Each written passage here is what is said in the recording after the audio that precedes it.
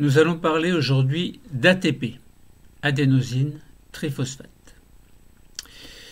Rappelons que dans la partie corps humain et santé, nous avons parlé de comportement, de mouvement et de système nerveux, avec notamment l'étude des réflexes, mouvements involontaires, et du cerveau, mouvement volontaire.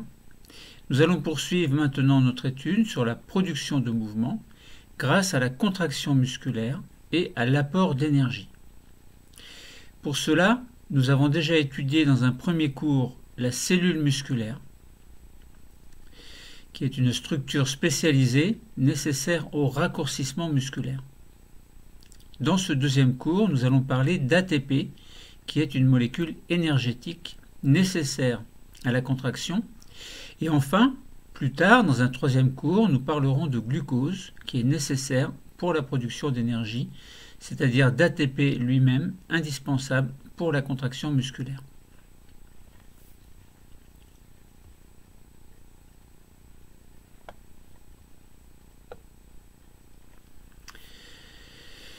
Quelle est l'origine de l'ATP nécessaire à la contraction musculaire?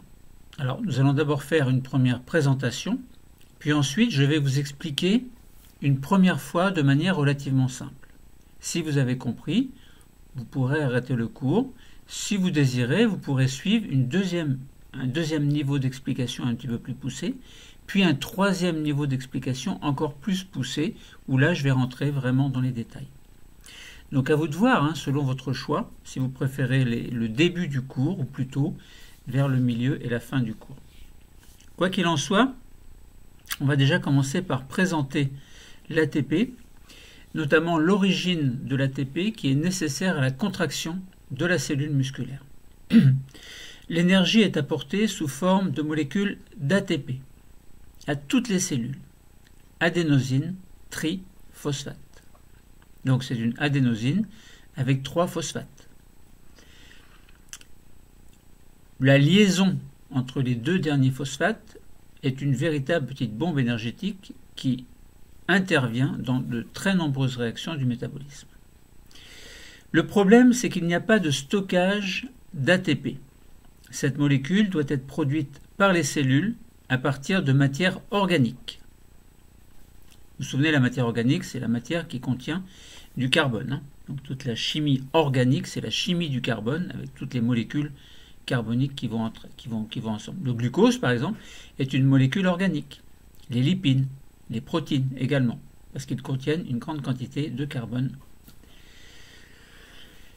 Donc le glucose fait partie de cette matière organique. Et l'oxydation du glucose comprend la glycolyse qui a lieu dans le hyaloplasme, globalement dans le cytoplasme, puis dans le cycle de Krebs, donc au niveau de la mitochondrie. Dans leur ensemble, ces réactions vont produire du CO2 et des composés réduits tels que NADH plus H+. Donc je répète que l'oxydation du glucose comprend la glycolyse dans le hyaloplasme, puis le cycle de Krebs dans la mitochondrie. Dans leur ensemble, ces réactions vont produire du CO2, dioxyde de carbone, et des composés réduits, NADH plus H+. La chaîne respiratoire mitochondriale permet la réoxydation des composés réduits par la réduction de dioxygène en eau. Donc je répète que la chaîne respiratoire mitochondriale permet la réoxydation de composés réduits et par la réduction de dioxygène en eau. On réduit le dioxygène en eau.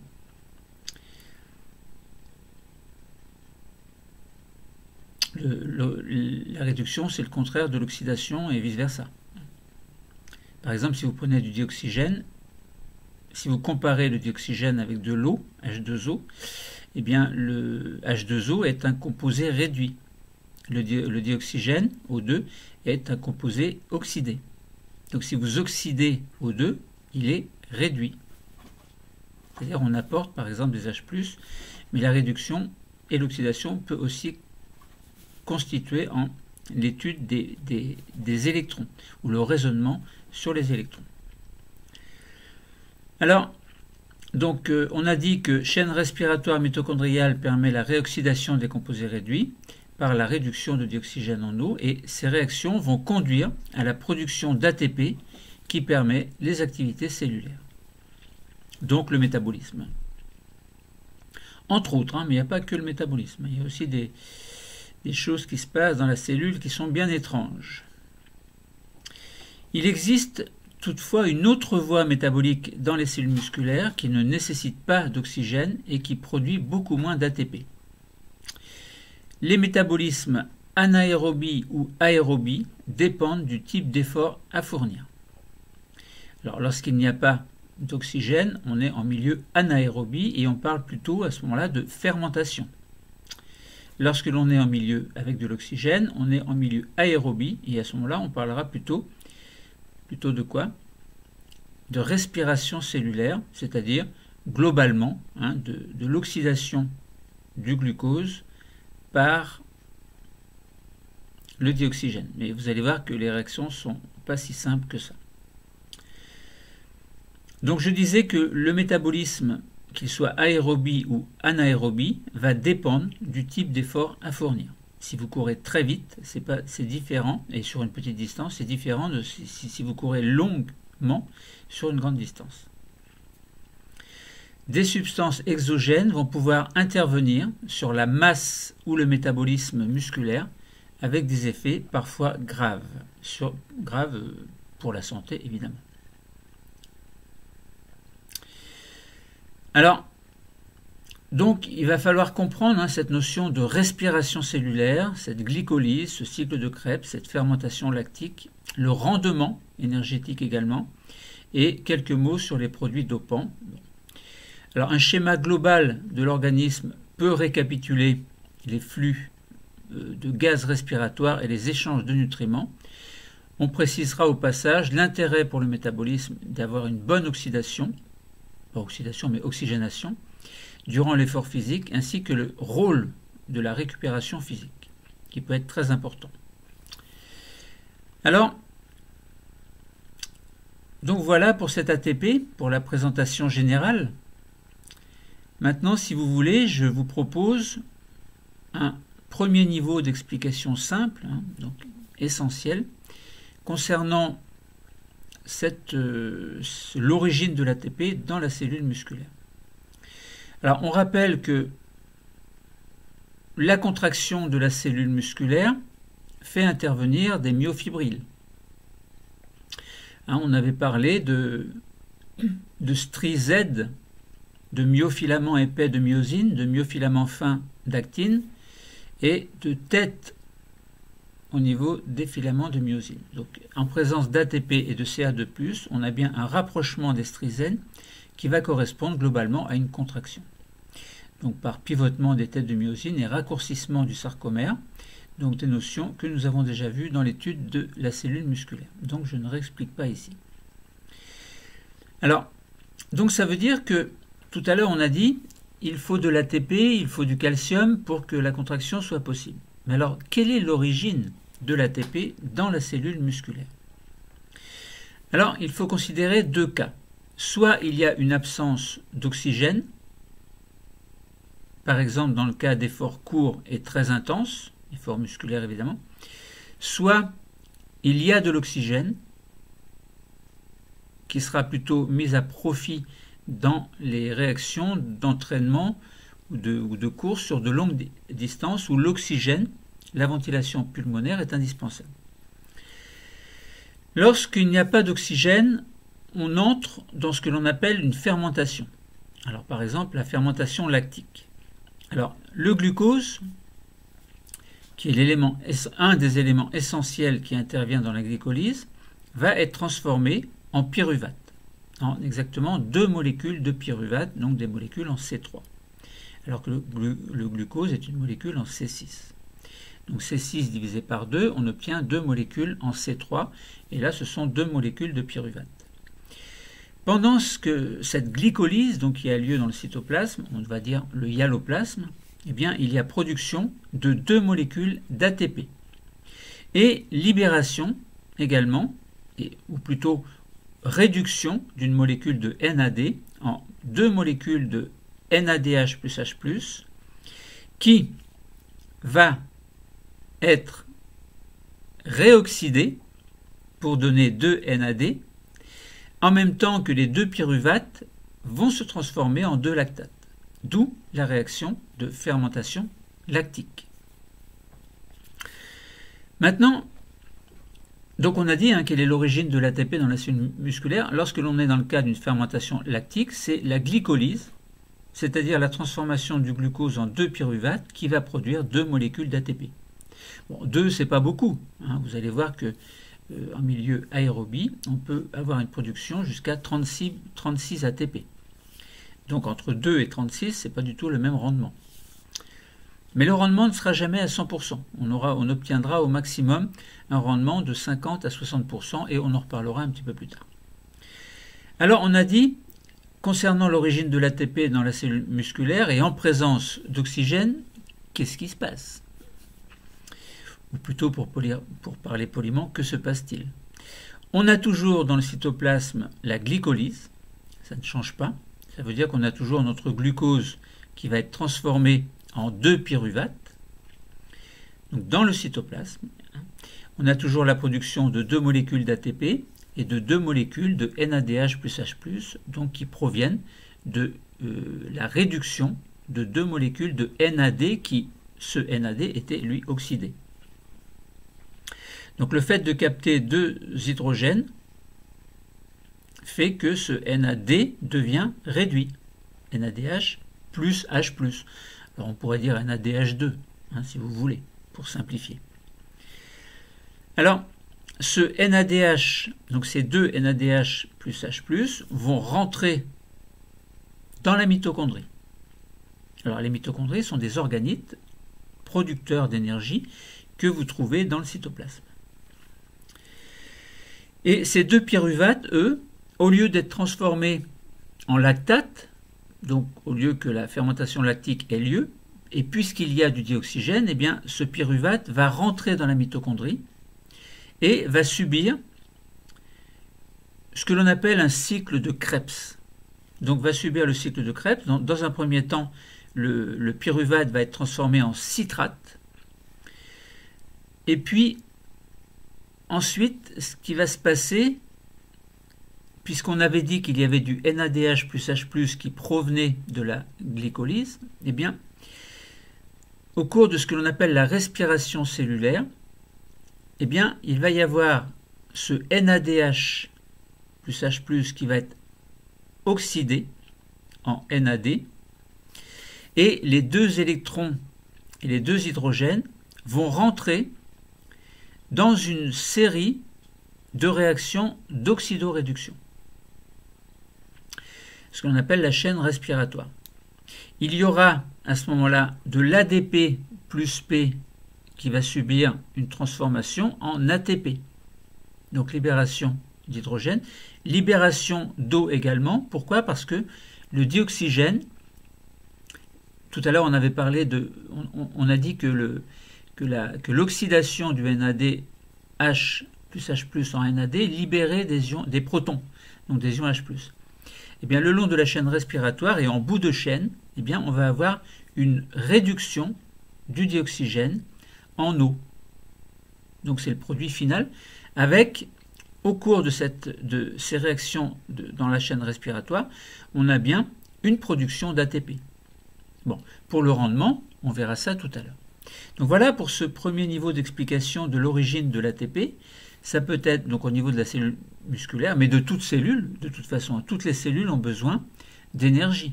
Donc là, on parle du mouvement, donc on parle de cellules musculaires. Évidemment, ce sont des cellules qui sont en relation avec le muscle, évidemment. Donc là, l'origine de l'ATP, c'est soit il n'y a pas d'oxygène, la fermentation lactique permet de produire 2 ATP, soit il y a de l'oxygène, la glycolyse permet de produire 2 ATP, mais au cours de la respiration cellulaire qui a lieu dans la mitochondrie, eh bien, on a une production importante d'ATP. On verra tout à l'heure qu'il y a un rendement de 50 à 60%, avec production au total, donc glycolyse compris, de 36 molécules d'ATP. Alors, si vous voulez, vous pouvez arrêter, hein, ou alors vous pouvez écouter ce deuxième niveau d'explication avant que j'en présente un troisième, puis encore un autre après. Le fonctionnement des cellules musculaires, bon, c'est assez complexe. C'est pour ça que je prends le temps, en fait, de vous expliquer les choses, même si ça dure en longueur. Hein, le fait de vous endormir avec des cours qui sont aussi longs, ça peut être bénéfique parce que la nuit, paraît-il que l'on travaille, notre cerveau travaille sans que l'on s'en rende compte. Ça veut dire que des synapses se mettent en place et donc le matin, vous êtes plus intelligent que la veille, à condition la veille d'avoir essayé de résoudre un problème. Alors, premièrement, nous allons voir la contraction musculaire à différentes échelles. Et nous verrons ensuite l'origine de l'ATP dans la cellule musculaire. Alors commençons par la contraction musculaire aux différentes échelles. Nous savons que les muscles sont constitués de cellules musculaires. Et ces cellules, elles s'étendent sur toute leur longueur, elles sont regroupées en ce que l'on appelle les faisceaux musculaires. Et sous l'action de stimulus nerveux, eh bien, il va y avoir une contraction. Et cette contraction entraîne un raccourcissement et un épaississement du muscle qui, par l'intermédiaire des tendons, va permettre le mouvement relatif des os. Alors, cette cellule musculaire, on dit qu'elle est striée. Alors, on parle de cytosquelette. Bon, pourquoi? Parce que la cellule musculaire striée est une cellule qui est spécialisée et elle est caractérisée par un cytosquelette. Alors, le cytosquelette, ce n'est pas le squelette. Cyto, ça fait penser à cytologie. La cytologie, c'est l'étude des cellules. Ça veut dire que dans une cellule musculaire, il va y avoir, donc qui est une cellule, cytologie, cellule musculaire, donc cellule, à l'intérieur, il y a ce que l'on appelle un cytosquelette. C'est un petit peu particulier. Et ce cytosquelette est formé de filaments épais de myosine et de filaments fins d'actine. C'est ça le cytosquelette. Et ces filaments épais de myosine et filaments fins d'actine sont regroupés en myofibrilles.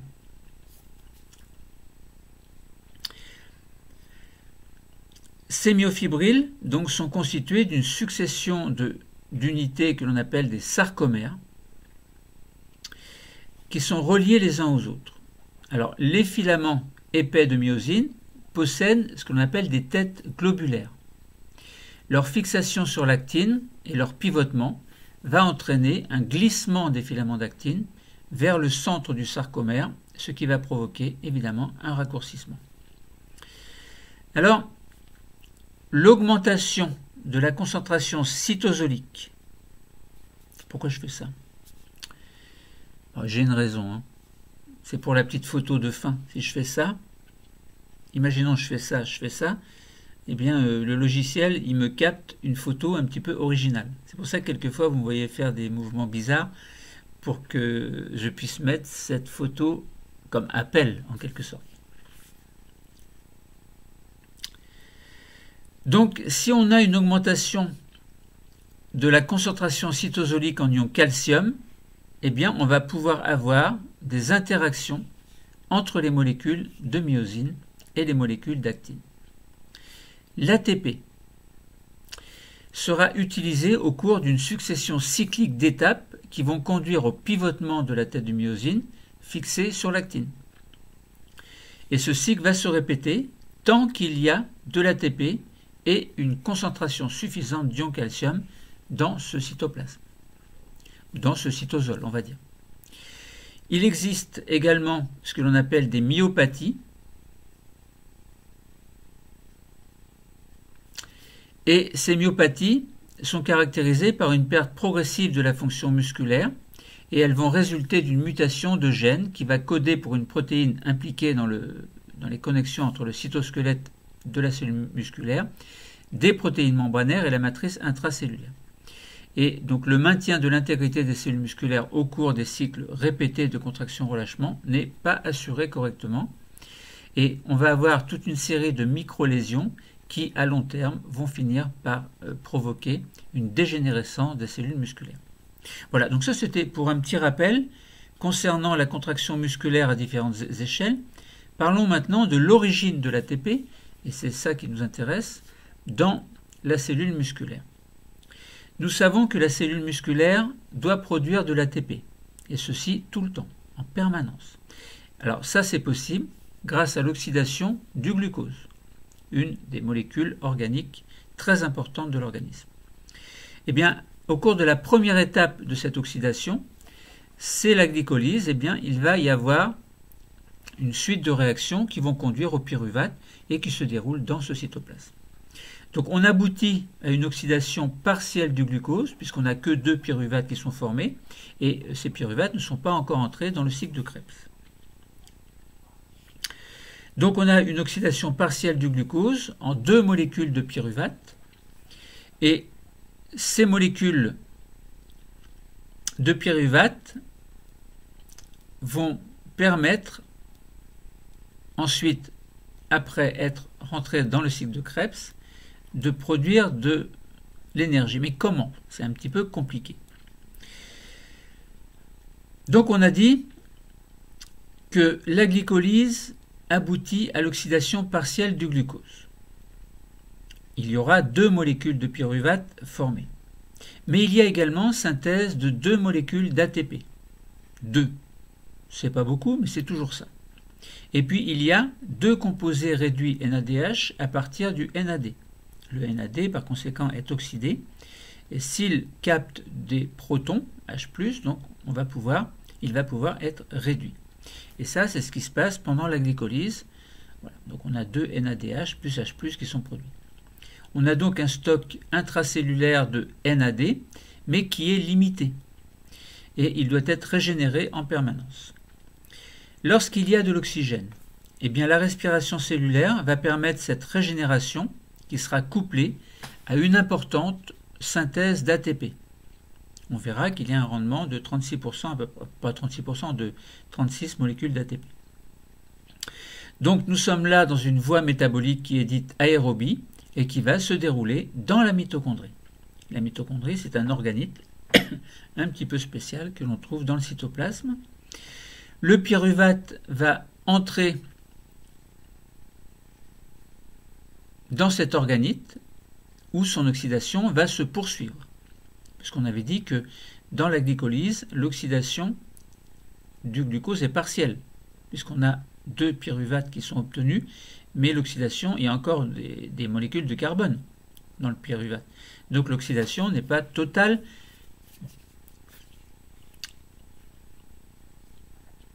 Donc le pyruvate va entrer dans la mitochondrie, où son oxydation va se poursuivre, au cours d'un cycle qu'on appelle le cycle de Krebs.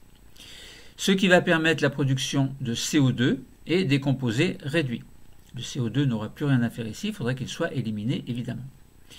Dans la chaîne respiratoire mitochondriale, eh bien, il y a une réoxydation du NADH plus H+, qui va donner évidemment du NAD. Et il y a au final, il y aura au final une réduction de dioxygène en eau, puisque les H+, vont pouvoir être captés par le dioxygène qui est oxydé pour être réduit en eau, c'est-à-dire H2O. Il a bien capté les protons.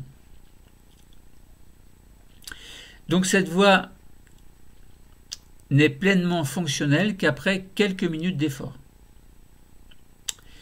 Le temps que les cellules musculaires soient suffisamment réapprovisionnées en dioxygène et peut rester mobilisé pour des efforts prolongés de faible intensité. Donc ça, c'est plutôt la voie aérobie qui permet de faire du sport sur une longue durée. Ensuite, deuxième cas, s'il n'y a pas d'oxygène, on parle de fermentation lactique qui permet la réoxydation du NADH en l'absence de dioxygène par la réduction du pyruvate en lactate.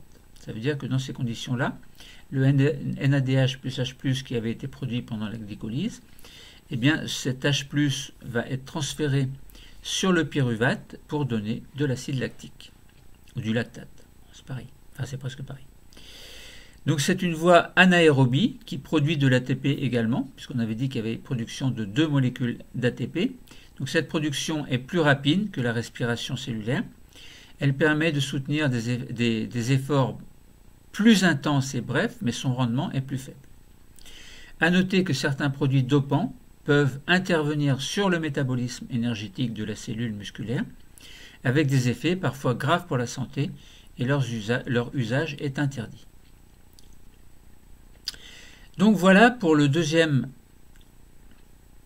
ou troisième niveau d'explication. En fait, maintenant, si vous voulez, vous pouvez arrêter ou bien vous pouvez continuer à écouter où je vais reprendre encore globalement les choses. Je vais réexpliquer encore et encore. Alors, toujours concernant l'origine de l'ATP, si on reprend un peu les choses à la base, au niveau plus simple, eh bien, l'origine de l'ATP est nécessaire. Pourquoi? Toujours parce qu'il faut une contraction musculaire. Donc la contraction musculaire demande de l'ATP.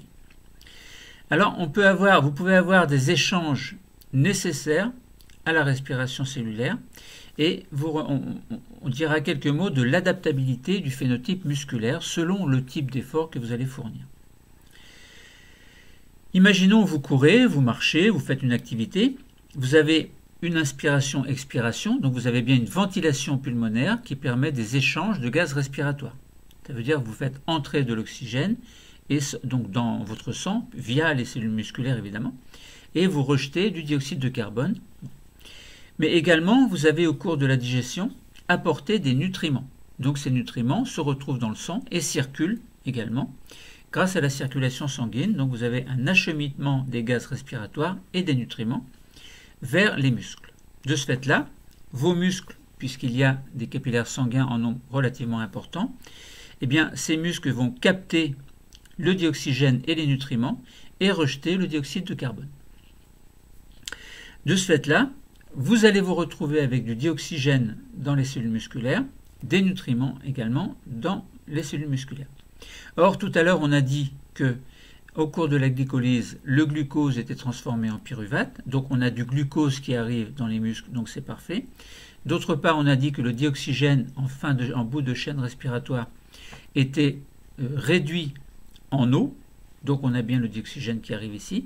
Vos cellules possèdent nutriments et dioxygène, c'est parfait. On va pouvoir essayer de mieux comprendre ce qui se passe.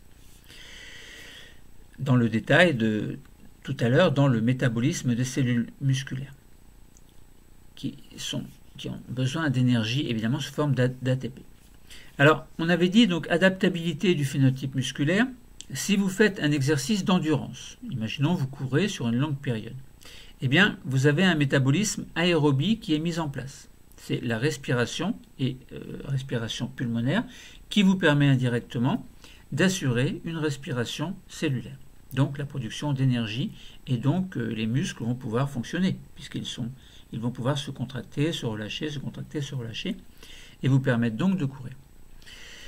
Alors ça met en jeu des fibres lentes, donc des fibres musculaires lentes qui sont riches en mitochondries et le muscle à ce moment-là est très vascularisé. Vous avez une bonne oxygénation, c'est pour ça que des fois on est tout rouge après le sport. Bon. Et qu'on a plutôt tendance à être blanchâtre après un effort violent. Pour des efforts courts et puissants, eh bien, vous avez plutôt le métabolisme anaérobie qui se met en place à travers la fermentation lactique. Et là, ça met en jeu des fibres rapides qui sont riches en réserve de glycogène. Glycogène, vous vous souvenez, c'est un assemblage de molécules de glucose. Donc la lyse des molécules de glycogène vont permettre la formation de molécules de glucose qui vont pouvoir être acheminées en direction des muscles.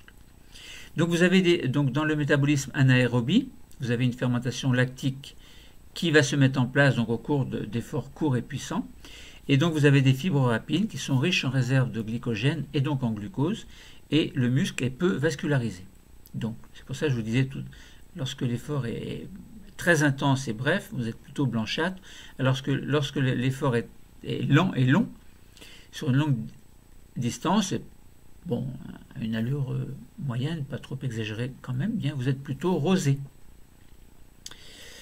Alors, dans ce métabolisme des cellules musculaires, eh bien, il faut parler de respiration. On verra qu'il y a un rendement de 50 à 60% par rapport à l'énergie fournie, alors que la fermentation lactique aurait un rendement de 3 à 4%. Alors, vous partez du sang. Dans le sang, il y a du dioxygène. Ce dioxygène va rentrer dans le cytoplasme et va être en bout de chaîne respiratoire réduit en eau. Donc ça veut dire que le dioxygène devient de l'eau en fin de compte. Mais ce bout de chaîne respiratoire qui permet de produire 32 molécules d'ATP, eh bien, n'est pas le seul. Il y a d'autres réactions qui vont entrer en jeu. Pourquoi? Parce qu'on a dit tout à l'heure que dans le sang, il y a de l'oxygène, mais il y a aussi des glucides, des lipides et du CO2. Le CO2 est éliminé suite aux réactions du cycle de Krebs, par exemple. Les glucides et lipides qui entrent dans le cytoplasme, par exemple le glucose, C6H12O6, va être transformé en 2 acides pyruviques dans la glycolyse. On avait expliqué ça tout à l'heure. Et on va avoir 2 NAD oxydés qui vont être réduits en 2 NADH plus H+. Alors, que se passe-t-il ensuite? Eh bien, ces 2 acides pyruviques vont pénétrer dans la mitochondrie et subir le cycle de Krebs au cours duquel, après que les 2 NADH plus H+ de la glycolyse aient pénétré dans les mitochondries, eh bien ce NADH plus H+ va être oxydé en NADH et en même temps qu'il y aura un transfert de protons et d'électrons dans la chaîne respiratoire. Donc ça veut dire que dans cette mitochondrie, il y a bien, dans cette chaîne respiratoire, à l'issue de la chaîne respiratoire, production de 32 molécules d'ATP. Alors tout à l'heure, je vous ai dit 36. Pourquoi? On verra pourquoi tout à l'heure. Maintenant, donc, il y a un rendement de 50 à 60% à peu près. Vous voyez, on n'a pas un rendement énergétique de 100%. Donc ça veut dire qu'à partir d'une molécule de glucose, on n'a pas toute l'énergie n'est pas à 100%. Bon. Maintenant, si vous êtes dans le cas de la fermentation lactique, que se passe-t-il? Dans le sang, vous avez des glucides et vous avez de l'acide lactique qui provient de la transformation du pyruvate en acide lactique. L'acide lactique va s'accumuler dans les cellules, mais va devoir sortir et va se retrouver à un moment donné dans le réseau sanguin. Donc là, on ne parle pas d'oxygène puisqu'on est en milieu anaérobie. Donc le glucose pénètre dans le cytoplasme et va subir la glycolyse pour donner 2 acides pyruviques. Il va y avoir, comme précédemment, puisqu'on est toujours dans la glycolyse, eh bien une réduction de 2 NAD qui est de ce fait-là oxydé, mais il va être réduit en 2 NADH plus H+. Et ces 2 NADH plus H+, vont être réoxydés, enfin ce NADH plus H+, va être oxydé à nouveau pour donner 2 NAD oxydés, évidemment, et avec transfert de protons au niveau de l'acide pyruvique qui va donner à ce moment-là 2 acides lactiques. Et là, on a bien ce qu'on appelle la fermentation lactique. Voilà. Donc voilà pour un premier niveau d'explication, enfin pour un autre niveau d'explication. Maintenant, je continue. Vous pouvez arrêter ou reprendre ou accentuer un petit peu vos connaissances en vérifiant que vous avez compris ou en acceptant des petits détails en plus. Bon. Alors, on est toujours dans l'origine de l'ATP qui est nécessaire aux activités cellulaires. Nous savons que l'ATP a un rôle très important dans tous les métabolismes. Quel que soit le métabolisme des cellules, l'ATP a un rôle clé. L'énergie, elle est apportée à toutes les cellules de l'organisme sous forme de ces fameuses molécules d'ATP dont nous venons de parler. Donc il n'y a pas de stockage de l'ATP, et cette molécule va être régénérée en permanence par des cellules grâce à l'énergie de molécules organiques, notamment le glucose. Alors c'est une énergie potentielle, le glucose possède une énergie potentielle, et son oxydation va permettre la formation de molécules d'ATP qui elles-mêmes seront utilisées pour d'autres réactions, notamment pour la contraction musculaire. Alors on dit que les cellules subissent, entre guillemets, ou font ce que l'on appelle la respiration cellulaire. Alors cette respiration cellulaire, c'est pas une respiration pulmonaire. La respiration pulmonaire, c'est le fait de faire entrer de l'air dans les poumons, et dans l'air il y a du dioxygène, du CO2, et donc le dioxygène va passer dans le sang. Bon. Tandis que le CO2 aura tendance à être éliminé. Bon, il y a une ventilation pulmonaire qui permet de réguler ces échanges gazeux. Donc à l'aide du dioxygène, eh bien, les cellules vont oxyder diverses molécules organiques, et entre autres le glucose, et ceci va produire du dioxyde de carbone et de l'eau. Voilà, pour une molécule de glucose oxydée, le bilan de la respiration cellulaire est C6H12O6 plus 6CO2 va donner plus 6O2. Pardon. Je répète. Donc le bilan de la respiration cellulaire, c'est C6H12O6 plus 6O2 va donner 6CO2 plus 6H2O. Cette oxydation complète du glucose va libérer de l'énergie qui sera investie dans la production de molécules d'ATP avec un rendement, on avait dit, de 50 à 60% à peu près. Alors comment se déroule la respiration cellulaire? Eh bien, elle débute toujours dans le cytoplasme par ce que l'on appelle une glycolyse. C'est un ensemble de réactions chimiques, donc les réactions du métabolisme, et cette respiration va se poursuivre dans les mitochondries, donc au niveau de la matrice des mitochondries, par ce que l'on appelle le cycle de Krebs. Et ces réactions vont produire évidemment du CO2, des composés qui vont être réduits tels le NAD réduit en NADH plus H+, et on va avoir une petite quantité d'ATP qui va être produite au cours de cette glycolyse. Mais au niveau des crêtes mitochondriales, eh bien, les produits réduits vont être oxydés par des molécules de la chaîne respiratoire. Il va y avoir donc un transfert d'électrons, de protons, etc. Et le dioxygène intervient en bout de chaîne en tant qu'accepteur final des électrons et de l'hydrogène pour former de l'eau. Autrement dit, le dioxygène est réduit en eau. Donc cette série de suites d'oxydoréduction vont permettre de produire de grandes quantités d'ATP. Il existe toutefois une fermentation possible s'il n'y a pas d'oxygène, qui est une autre façon de produire de l'ATP. Les cellules musculaires, donc elles peuvent produire de l'ATP par fermentation lactique. C'est une voie qui est plus rapide et qui ne nécessite pas de dioxygène, mais qui produit beaucoup moins d'ATP en revanche. Les cellules musculaires sont capables de s'adapter, on parle d'adaptabilité. Donc il y a des métabolismes anaérobies, donc c'est une fermentation lactique, ou bien aérobie, au cours de respiration cellulaire, qui vont dépendre du type d'effort à fournir. Alors on en a parlé déjà un petit peu tout à l'heure.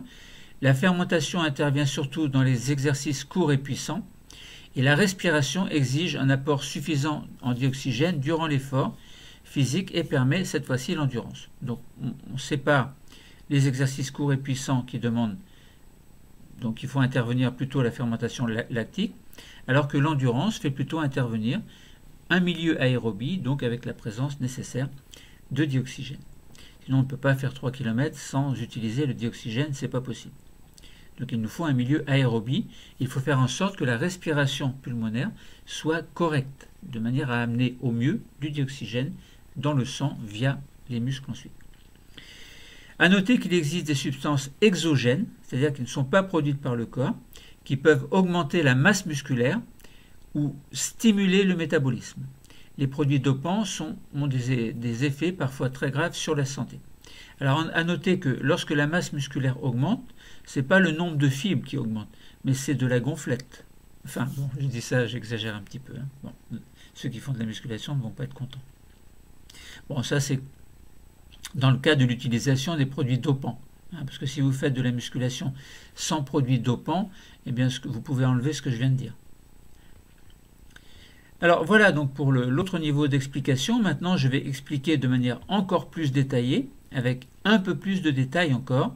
Si ça vous intéresse, écoutez, sinon vous pouvez arrêter ici, parce que de toute façon, vous avez déjà pratiquement tout compris.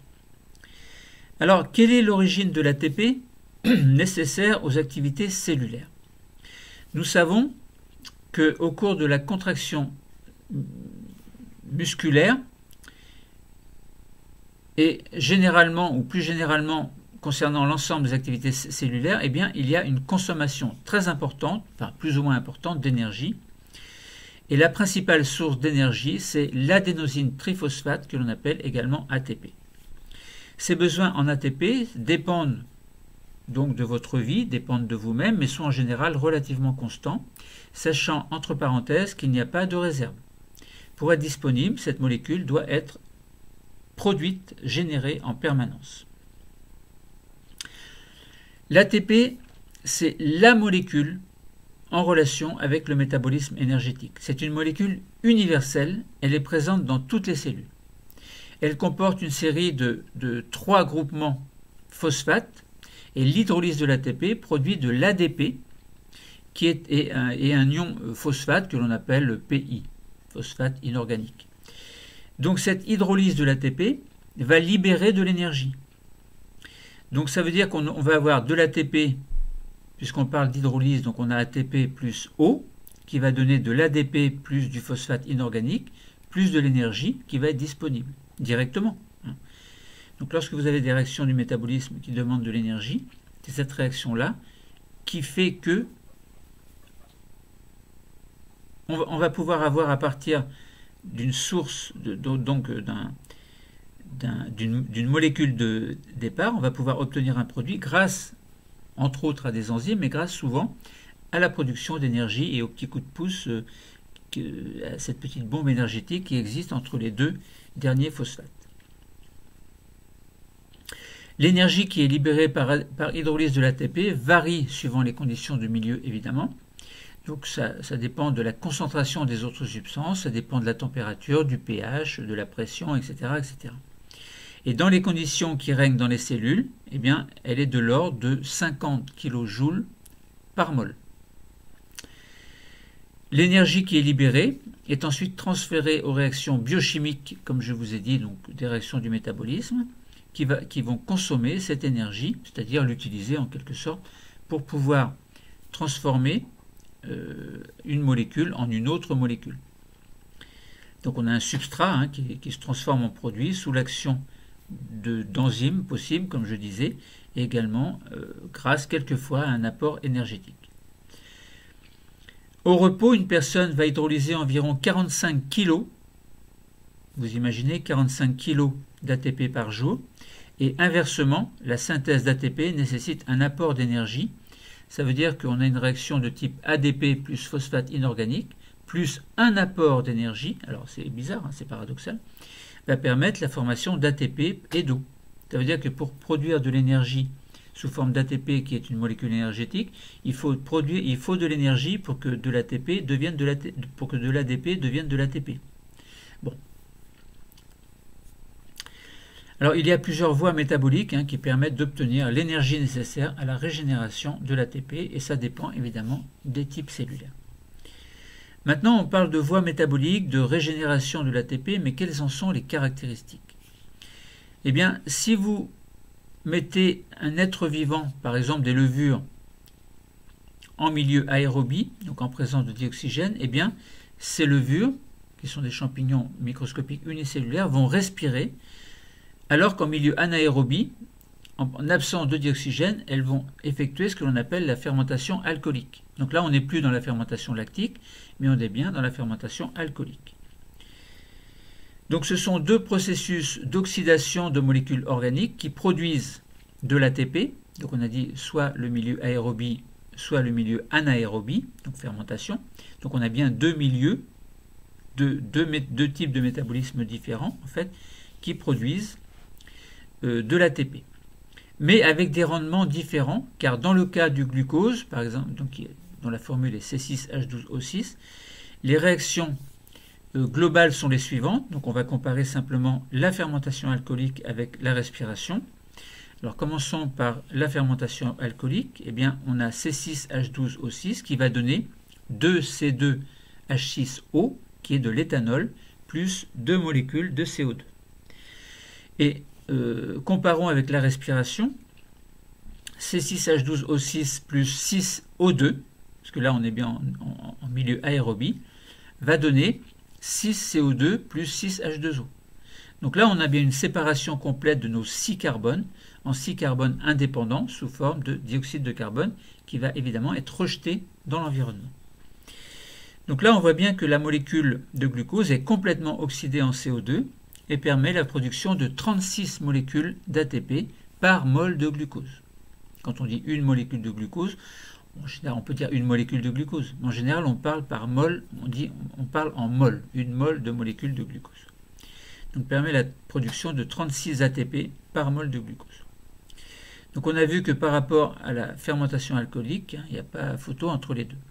L'oxydation de la molécule de glucose est donc incomplète dans le cas de la fermentation alcoolique.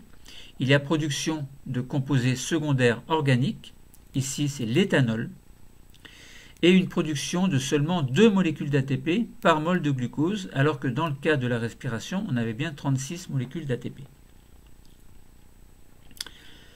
Alors, arrêtons-nous sur la respiration cellulaire qui va permettre la production et la régénération surtout de molécules d'ATP.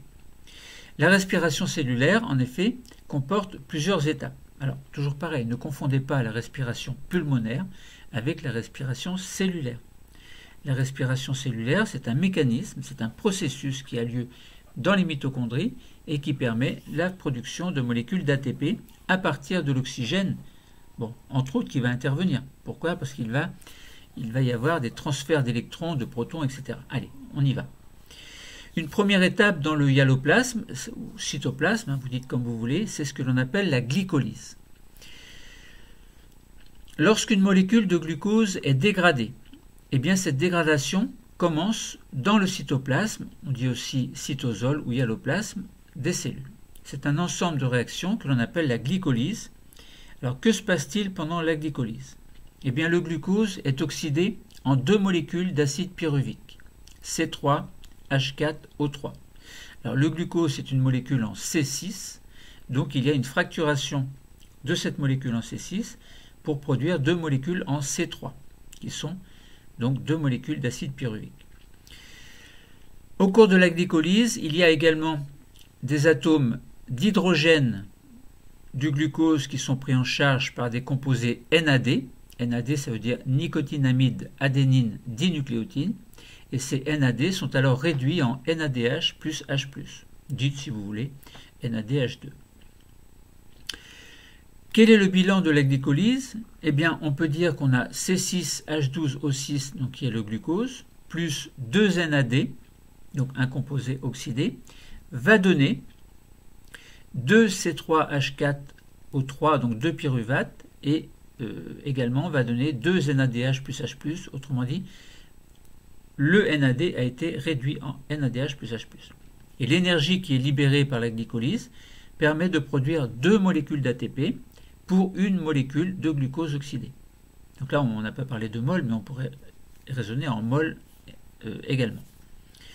Ensuite, et c'est pas tout, parce que là on a eu la glycolyse dans le cytoplasme, mais ensuite les éléments vont passer dans la mitochondrie. Donc ce sera la deuxième étape qui a lieu dans la matrice des mitochondries, et on va avoir ce que l'on appelle le cycle de Krebs. Les mitochondries, nous savons que ce sont des organites où se déroule essentiellement la respiration cellulaire. On en a parlé. Donc ce sont de petits organites qui sont très nombreux dans les cellules, qui ont des besoins énergétiques très importants ou relativement importants, et c'est bien le cas des fibres musculaires. Une mitochondrie, si on parle un petit peu de sa structure, elle est limitée par une double membrane. La membrane interne qui forme des replis est appelée la crête. Donc, je répète, une mitochondrie est limitée par une double membrane, une membrane interne formant des replis appelée crête mitochondriale, et délimitant le volume, donc le volume interne que l'on appelle la matrice. Dans la matrice mitochondriale, l'acide pyruvique va subir une suite de réactions en fait, qui vont constituer un cycle que l'on appelle le cycle de Krebs. Eh bien, au cours de ces réactions, l'acide pyruvique va être totalement dégradé. Donc la dégradation va être complète. C'est là l'origine du dioxyde de carbone qui est rejeté par la respiration. La respiration pulmonaire. Vous rejetez le CO2, eh bien il vient de là. Il vient de ce cycle de Krebs au cours duquel l'acide pyruvique est totalement dégradé. C'est bien là l'origine du dioxyde de carbone rejeté par la respiration pulmonaire. Et cette dégradation permet également la production d'électrons et de protons, donc d'ions hydrogène en fait, qui vont être pris en charge par les composants NAD qui sont oxydés et qui de ce fait-là vont être réduits. Et pour les 2 molécules d'acide pyruvique issues de la glycolyse d'une molécule de glucose, eh bien, il se forme ainsi 6 molécules de CO2 et 10 molécules de NADH plus H+. Le bilan du cycle de Krebs est donc 2 C3H4O3, donc les 2 pyruvates, plus 10 NAD plus 6 H2O va donner 6 CO2 plus 10 NADH plus H+. Et ces réactions vont libérer de l'énergie qui vont permettre la formation de 2 molécules d'ATP. Alors pour l'instant, on est à 2 molécules d'ATP. Mais ce n'est pas tout, parce qu'il y a un troisième niveau d'explication correspondant à ce qui se passe toujours dans les mitochondries, et cette fois-ci, toujours au niveau des crêtes mitochondriales. Les crêtes mitochondriales sont riches en molécules qui constituent ce que l'on appelle la chaîne respiratoire mitochondriale. Donc ça ne se passe pas cette fois-ci dans la matrice, mais plutôt dans les crêtes. Donc il s'agit de diverses molécules qui sont enchâssées dans la membrane de la mitochondrie et qui sont situées à proximité les unes des autres. On a donc là une série d'oxydoréductions et cet ensemble oxyde décomposé NADH plus H+. Donc ils vont se retourner sous forme NAD. Et de ce fait-là, les électrons et les ions hydrogène vont être transférés jusqu'à un accepteur final qui est simplement le dioxygène. Donc ce dernier est alors réduit pour former de l'eau et c'est à ce stade, en tant qu'accepteur final des électrons et de l'hydrogène, qu'intervient le dioxygène nécessaire à la respiration. Ça veut dire qu'il y a un blocage en fait, des réactions du fait que l'oxygène, il n'y a plus d'oxygène, en fait, donc il n'y a plus de transfert possible d'électrons. Donc ces réactions d'oxydoréduction de la chaîne respiratoire vont permettre pour 12 NADH plus H+ oxydés, dont 2 provenant de la glycolyse et 10 du cycle de Krebs, vont permettre la production de 32 molécules d'ATP. Mais à partir d'une molécule de glucose totalement oxydée lors des étapes de la respiration, on a bien 36 molécules d'ATP environ qui sont produites pour l'essentiel au niveau de la chaîne respiratoire mitochondriale. Alors, concernant cette contraction, il y a des voies métaboliques qui assurent justement cette contraction. Donc, quelles sont ces différentes voies de régénération de l'ATP? Eh bien, les fibres musculaires ont la capacité d'effectuer une fermentation lactique. C'est un peu spécial. Cette voie métabolique a l'avantage de pouvoir procurer rapidement de l'ATP sans nécessité d'apport accru en dioxygène. Donc là, on est plutôt en milieu anaérobie. La glycolyse, qui est réalisée à partir du glucose issu des réserves de glycogène, va produire en effet de l'ATP. Ce mécanisme a cependant un faible rendement car il consomme beaucoup de réserves glucidiques pour une production d'ATP qui est assez réduite.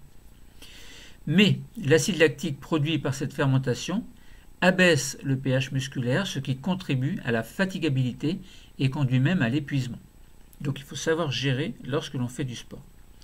La respiration, quant à elle, tout à l'heure on avait parlé de la fermentation, la respiration c'est un mécanisme, et c'est le mécanisme le plus efficace pour produire durablement de l'ATP. L'ensemble des réserves énergétiques de l'organisme, et non celles du muscle seulement, peuvent être mobilisées, et le rendement en ATP est très élevé puisqu'on atteint dans les 50 à 60%. Mais cette voie de production d'ATP est limitée par l'approvisionnement des cellules en dioxygène, lui-même soumis aux capacités des appareils respiratoires et circulatoires.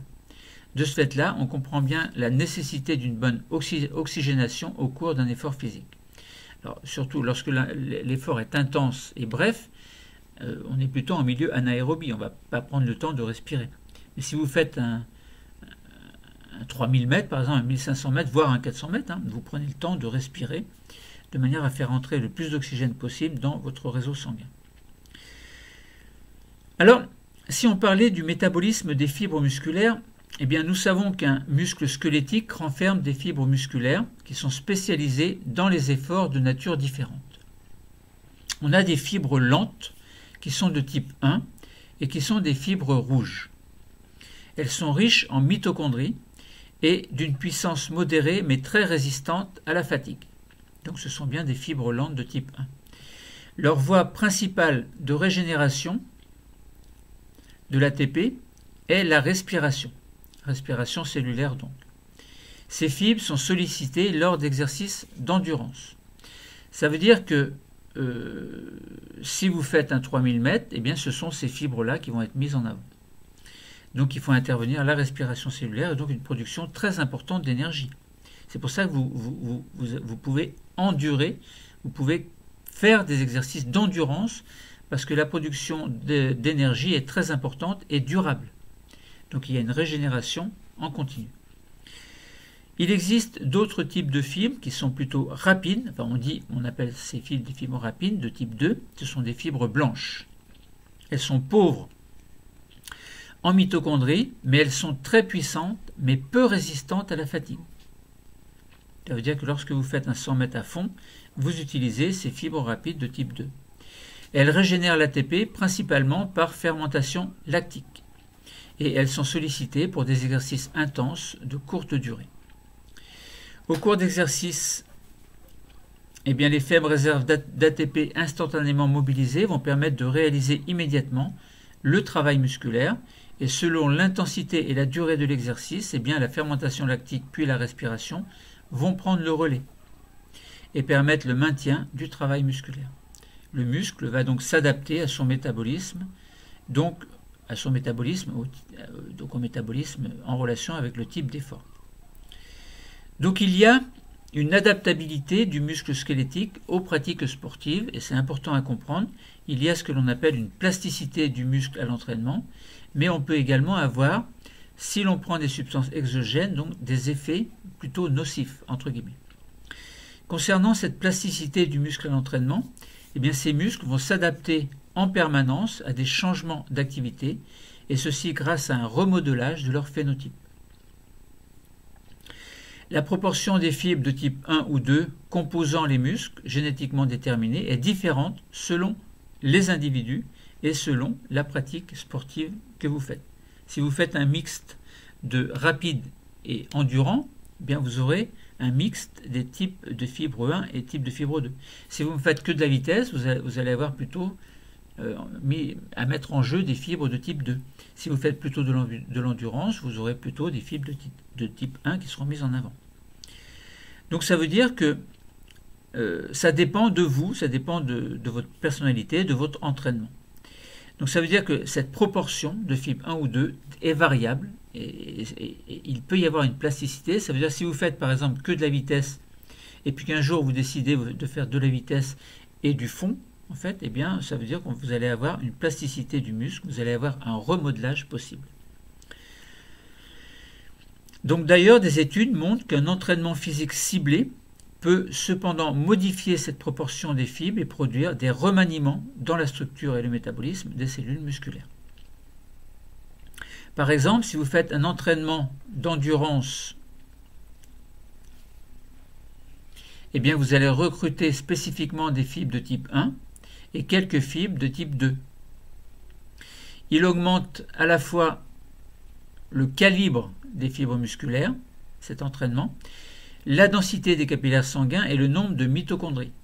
Et vous savez que les mitochondries sont en relation avec la production d'énergie, donc la respiration cellulaire en fait. Il stimule, cet entraînement évidemment, l'expression des gènes codant pour des enzymes impliquées dans la glycolyse et le cycle de Krebs, améliorant ainsi le métabolisme respiratoire.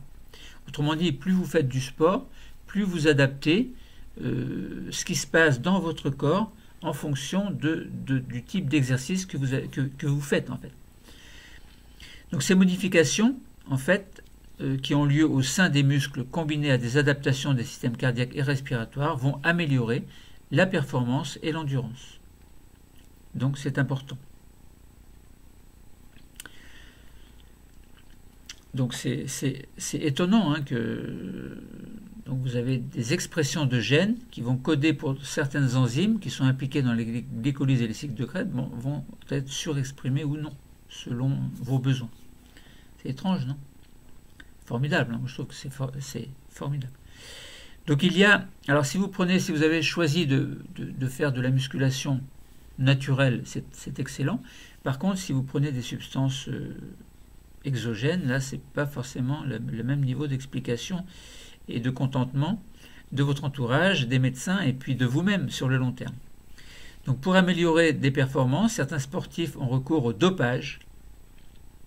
Ils détournent de leur usage médical des molécules comme des stéroïdes anabolisants qui sont des dérivés de la testostérone.